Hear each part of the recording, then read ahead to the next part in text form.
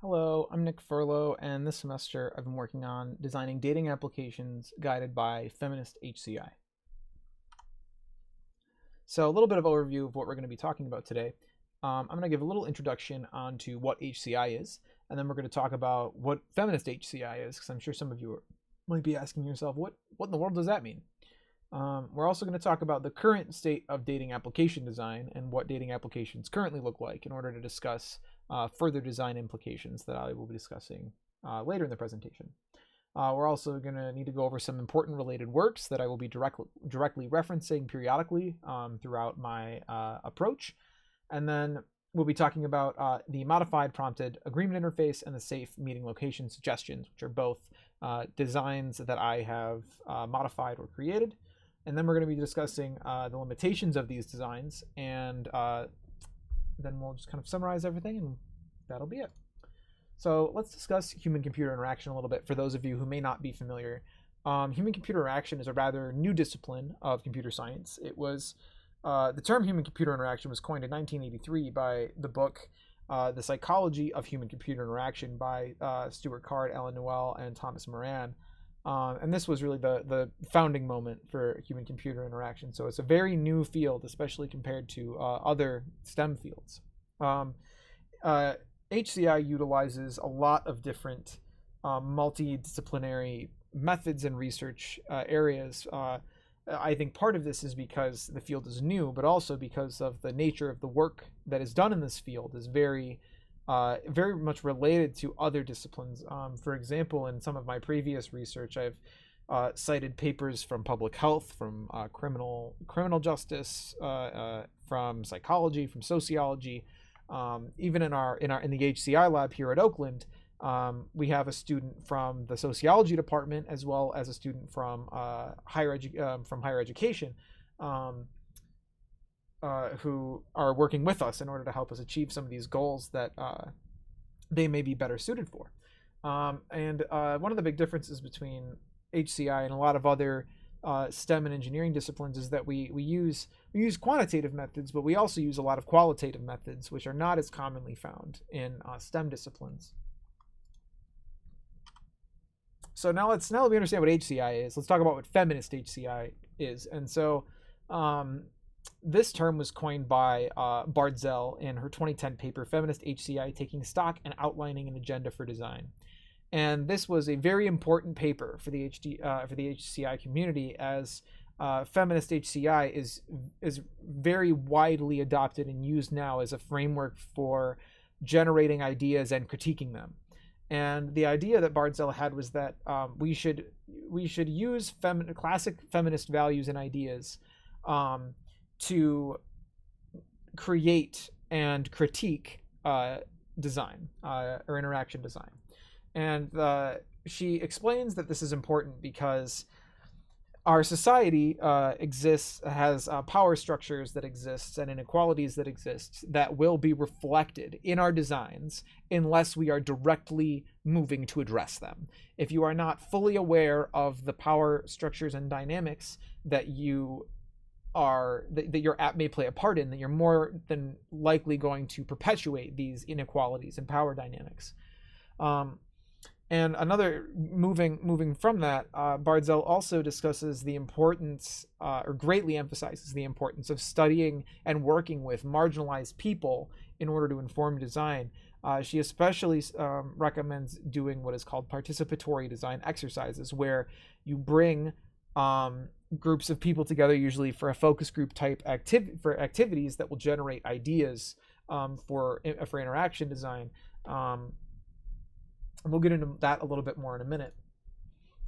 So before we were able to really talk about the designs that I'm going to discuss with you today, we have to talk about what dating apps currently look like. Excuse me. So dating applications pretty much all look the same these days. There's a pretty homogeneous feature design across different applications, with some variance depending on the goal of the application, the very specific goal it has. So three things that every dating app has is a profile section, some way to discover users, and messaging. So for in terms of the profiles, basically every app has what's like an open-ended bio, where you can just fill in information about yourself. Whatever you want to include there is fair game. It's just an open text box. Some applications have either required or optional long like questionnaires that you have to fill out, and they use these questionnaires to match you with other users based on how you answer these questions. Some applications, though, such as Tinder, which is the most popular dating app in the world right now, does not have this feature anywhere in the app, optional or required, and that is because the goal of Tinder is that you can download the app and be talking to people within minutes, but you can't do that if you have to spend an hour filling out a questionnaire. And then most dating applications allow about 5 pictures. It's pretty standard, 5 or 6. Some applications only allow like 1 or 2. Some allow as many as you want, but those are more fringe cases than what is the norm. User discovery is a big part of the dating app. It's really the meat and potatoes of the application, right? Is matching you with other people to talk to. And so they do this using algorithms that are usually secret and closed source and proprietary, and we don't really know how they work. For example, Tinder gives every single user a score based on how attractive and desirable Tinder thinks they are, and that score plays a very large role in who they match you with. But on the user side, you don't see any of that. All you see on the user end is usually one of 2 designs, which is either a swipe-based system or grid-based. So what does that mean? So swipe-based is like Tinder. It was really what really got the swipe interface started was the popularization of Tinder, where you're presented with one profile at a time, and you see like usually first the pictures of the person, and then if you on Tinder specifically, if you and a lot of other apps, if you click or tap, then you can view their bio. The idea is that most people aren't even looking at the bios anymore. They're just looking at your pictures. And this creates a very similar sensation in your brain to a slot machine. And this design is really meant to keep users on the app as long as possible, but also to get them to pay for premium features because they limit the amount of swipes you can have every day. Since its popularity, a lot of other applications have added this as well, such as OkCupid also has it. I believe Grindr has added it. But the other type of system is grid-based, which was really popularized by Grindr, which is a dating application for men seeking men. And then it was later adopted by OkCupid, which is just a general dating application. And since then, they both adopted swipe interfaces as well. But the grid design is basically where all of the users are displayed in a grid or a list. Usually it's displayed as in like a 3x grid. And it allows you to just browse through profiles freely without on OkCupid, for example, it would often sort them in the grid based on their percentage that they gave of compatibility that they gave you that was based on your questionnaire. So it was still sorting them, but you were much freer to look through all of them at once. And then they all have a messaging component, which is almost always just text only.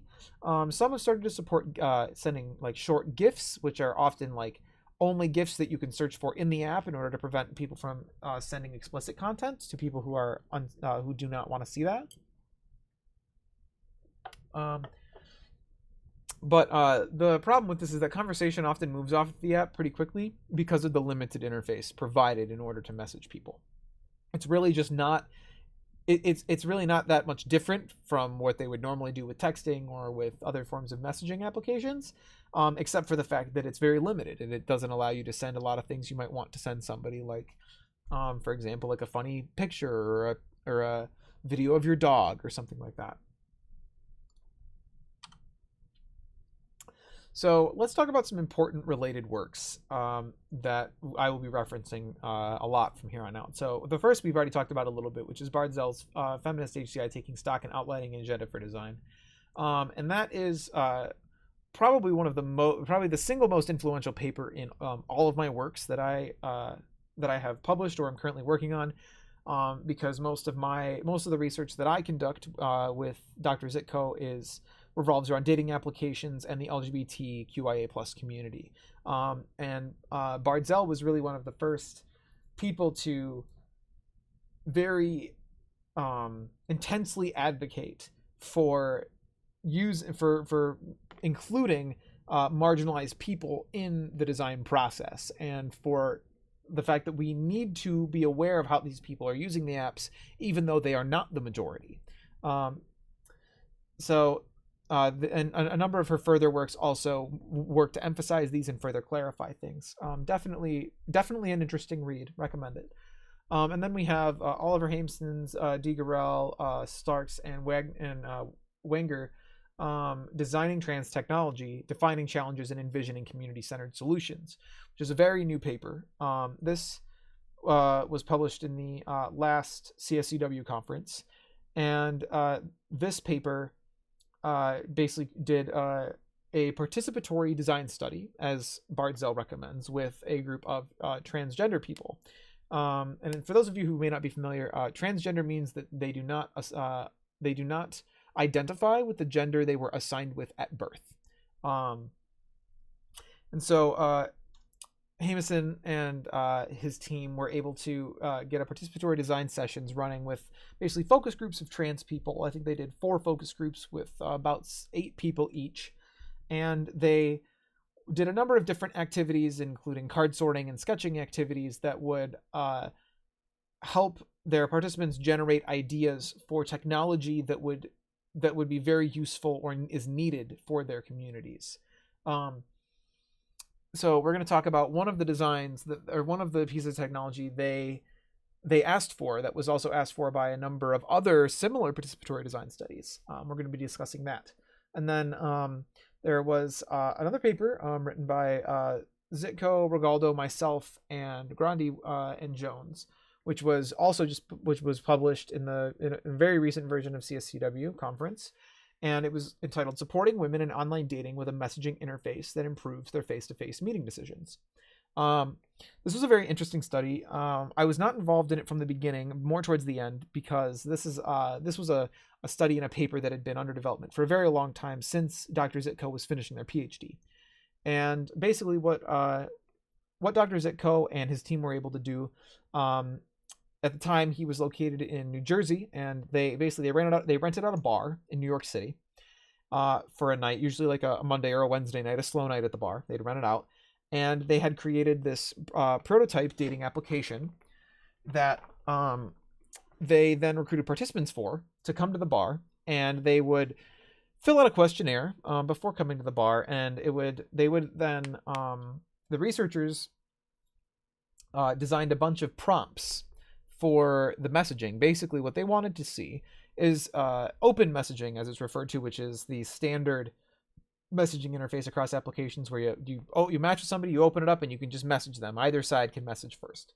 What they wanted to see was, what if the first message is put forth by neither, but instead put forth by the application. And so they basically the goal of this was really to challenge a well-documented power dynamic that exists on dating applications between cisgendered heterosexual men and cisgendered heterosexual women, where conversations are generally dominated by the man. They are also, the topic of the conversation is almost always chosen by the man in this situation. And so they wanted to instead have the application give a prompt that would be from the woman would basically decide if they wanted to send that prompt, and then they would send the prompt out, and then they would discuss the prompt. And this and they tried this in 2 different ways. They tried what's called a prompted agreement interface, which is where they gave them a prompt about something that both parties agreed on. And then they had the prompted disagreement interface, where they gave them a prompt on something that the 2 parties disagreed on. And pretty uniformly, almost all of the women disliked the prompted disagreement interface. And this was due to fears around disagreeing with a stranger. Many of them had expressed that in previous times where they had met up with someone from a dating app, or maybe during the conversation on the app, they had some type of disagreement, and that person got very angry or upset and might have frightened them. And so they were not very excited about that interface.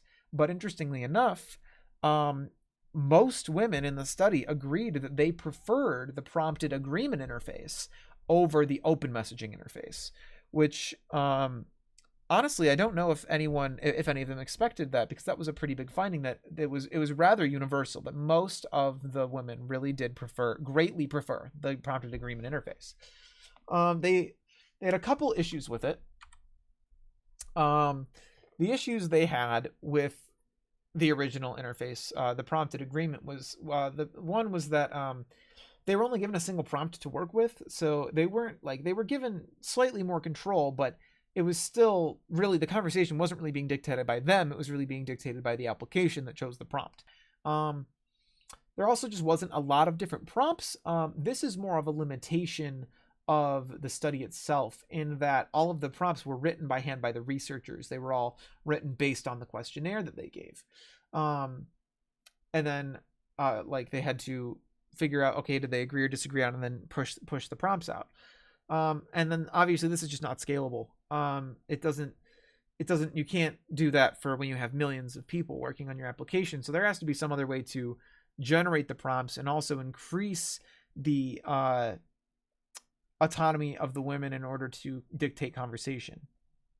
So let's talk about what I did in order to try to improve this design. So I had a couple suggestions for the design that, after doing our analysis on the paper, one thing that we recommended was that nobody should use the prompted disagreement interface, just because it performed very poorly. It was very clear that people did not like using it. But then one of the things that we had discussed as a possibility, and this was when we were writing the last paper, this was actually my idea, was to create a selection of prompts instead. So instead of just saying, here's your prompt, do you want to send this to the user, it could give you 3 prompts that you could choose from. And then kind of expanding on that, my thought then was, well, what if all 3 prompts are bad? What if you don't like any of the 3 of them? Well, then there could be another button that would regenerate 3 new prompts. So that way you're never stuck with prompts you don't like. Because the problem would be, right, let's say you match with somebody that you really want to talk to, but the prompt that the app gives you, you think is bogus. You don't like it. You don't want to use it. Then you're just not going to message this person. So this solves that problem. One of the big problems I had with the previous study as well was that it was only done on all of the participants were cisgendered heterosexuals. And that creates a pretty clear, and the reason for that is because it's a very clear-cut dynamic. There's a very well-documented power dynamic between cis heterosexual women and men, which made this design work, because we could just say, okay, all of the women get to pick the prompts. The problem becomes, what happens when you've got 2 men who matched with each other on the app? Then what happens? Or 2 women, or 2 people who are gender non-conforming or non-binary. This adds another layer of complexity to this problem, where we're really only, so at its current design, it only really works with cis heterosexual people, which obviously isn't realistic for a real dating app in the real world. So my suggestion for that was to allow the LGBT users, when you sign up for an application, usually you have to tell the application your sexuality, what kind of people you're interested in looking for, your gender, all of these things. And so the app knows whether you're a part of the LGBTQIA+ community or not. And if you are, it could just say, okay, when messaging people, would you rather be the person that gets to pick the prompt or the person that receives the prompt? And by letting them pick, it kind of solves a bit of that problem, right? And this is very similar to what Bumble does. If you're not familiar with Bumble is a dating application where the whole kind of gimmick, I guess, is that women message first. It's a standard open messaging interface, but men are never allowed to send the first message. Only women can. And the way that and at first, LGBT users were not supported. And eventually what they did is they basically just said, oh, you can pick if you want to be messaged first or not. The problem that arises in the specific situation of the prompted agreement interface when going with the solution is that, let's say, half of the LGBT population on your app selects that they want to receive the prompt and the other half says they want to send it. Well, that's good because you've got about 50% matched up with each other, but that means that there might be a number of great matches that could be made from people who both selected they wanted to receive the prompt or send the prompt. And these people just aren't going to be visible to each other if they have opposite roles. And this problem doesn't exist with cisgendered heterosexuals because men don't want to see other men, right? Women don't want to see other women. So this really only presents itself with these LGBT populations. But my so this kind of hits on a point that is important with application design, is that and interaction design, which is that if you're going to change something, it's going to have implications that maybe you didn't think of, or maybe that you did, probably both. And so by including the ability to allow LGBT users to select their roles, we come up with this new problem. And the way that I see the best way to solve this is to allow LGBT users to just select whether or not they're comfortable with their role changing depending on a match. Because basically that would mean, like, let's say I go on the dating app and I'm an LGBTQIA person, and I say, oh, I want to be the person who's receiving messages or receiving the prompts, not sending them. But if I match with somebody who is on the same boat as I am, where they want to receive the prompt, I'll send the prompt, you know, kind of allowing them to fall back to the other role if they match with somebody with the same role. Now you might ask, what happens if they both have this selected? I think at that point you could probably just randomly choose one to send and one to receive the prompt. But I believe that this mostly solves this issue, or these two features mostly solve this issue. And then the other issue we had, or big issue we had, was with scalability. In that in the paper we weren't really sure, we didn't really present any concrete ideas on exactly how to generate these prompts. But I have come up with some ideas for how these prompts could be generated. My idea is that you would, so most dating applications have places where you put in, like, oh, your favorite TV shows, your favorite bands, your favorite song, those kinds of things, like media preferences, as well as political leanings and other things like that the app knows about you. It knows that you feel this way about these things, and it matches you with users accordingly. So what if when you matched with somebody, this an algorithm could then scrape both of your profiles and generate 3 customized prompts that are customized for the two of you, meaning that, like, oh, I see that both of you talked about the Strokes a lot in your profiles. Maybe you should ask them what their favorite Strokes album is. Like, and it would just say, so you just get the prompt, like, what's your favorite Strokes album? And they could send that, because they'd be like, oh yeah, I really love that band, and I saw they liked it too, so I'll ask them, you know? And so this would allow for some more useful prompts that would hopefully give users a better ability to vet partners than just having very general prompts that were just at, like, questions to their, or answers to their questionnaire. Because one of the problems that the users pointed out in the original study was that often they were getting prompts that they didn't really care about, or that they didn't really think, like, was going to help them vet their partner. So this works to fix that problem as well. And then the last thing that I wanted to change was, so given that we're now generating these prompts dynamically based on users' profile information, it's very likely that, like, a user might put something in their profile that is relevant, but they don't really want it to be the first thing they talk about with somebody. For example, like politics. I can see a lot of people not wanting politics to be the first message you send to somebody. So there could be a preference setting where you could say, hey, when you're generating prompts for me, please only use these topics. And then so when the algorithm goes to generate the prompt, before it generates anything, before it starts scraping their profiles, it will double check what both of their rules are. And so it'll say, okay, you don't want to talk about work and you don't want to talk about politics, so we're not going to talk about either of those two things, and generate a prompt. Oops, didn't mean to select the text box. Sorry, I also just realized my cursor was on screen. Alrighty, so now here's the mockups that I created. So on this one on the left here, we can see the 3 prompts right here. These are the prompts that would be generated by the application. And then we have none of the above, generate new prompts. And so you would see this screen as soon as you go into your matches settings and you click on a match. You can see there's the message box in the bottom here where you can type your messages. And so before you can type a message, you would have to pick a prompt, and then it would send the prompt, and then you could begin messaging with that person. This little gear icon here, or once you send a prompt, it would look like this screen here, where you can see the prompt is up at the top, where it's very clear that it was sent by the application, because it's not accompanied by an avatar, and it's also centered on screen, and it's bolded. So the goal is to make it as clear as possible that this was the prompt sent to you from the other user. And then this is just supposed to kind of show them chatting within this interface. And then, so if the user want to press this little gear on this corner of this first mockup, it would bring them to this screen over here. And this is the settings we were talking about, where they can kind of select things they don't want to talk about. So maybe you don't want answers to your questionnaire included. Maybe that there's just like too much in there that you're not interested in talking about. So maybe you just include that, or maybe you don't want to talk about where you went to school or your politics or anything like that. This would allow you to granularly decide that in a very simple way with just checkboxes. I need a sip of water. My throat's a little dry from talking.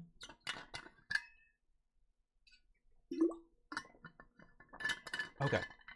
So some of the benefits of modifying this design, or design the original design for the prompted agreement interface, is that it grants women and other marginalized individuals more control over the conversation topic, because the infinite prompt generation and topic selection that you can use within the preferences allow for a much more granular degree of control over what your prompts will actually be, not just allowing you to pick the prompt, but picking what the prompts will be talking about before they're generated, which I believe will give much more control over the topic of conversation. And then it extends the value of this interface design not only just to women, but to LGBTQIA plus peoples as well, which is something the original design did not account for.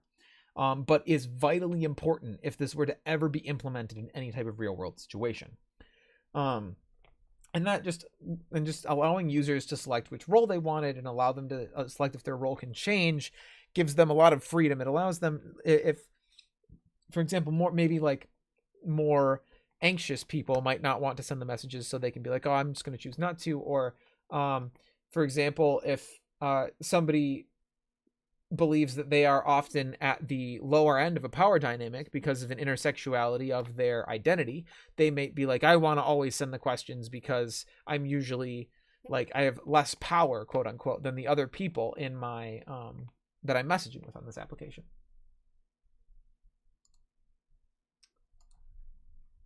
All right, so now let's move forward to the next design that I wanted to talk to you about today, which is the safe meeting location suggestions. So there have been about 3 studies that have come out in the last 2 years that have discussed this idea that in the most recent paper done by Oliver Hampson, the trans design paper with that we talked about earlier, what they coined as trans Yelp, which if you're not familiar with Yelp is a website and application where you can rate businesses based on your service there.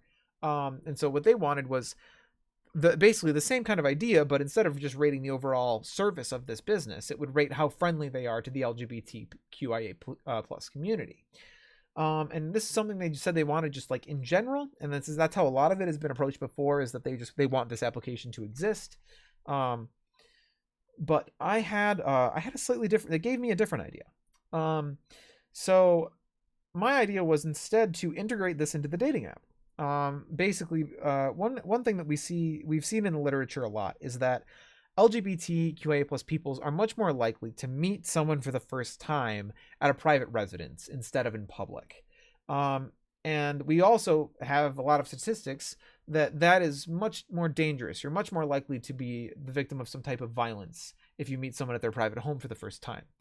But the reason that the LGBTQIA plus community does this is because of the fear that they hold of their sexuality being presented in public.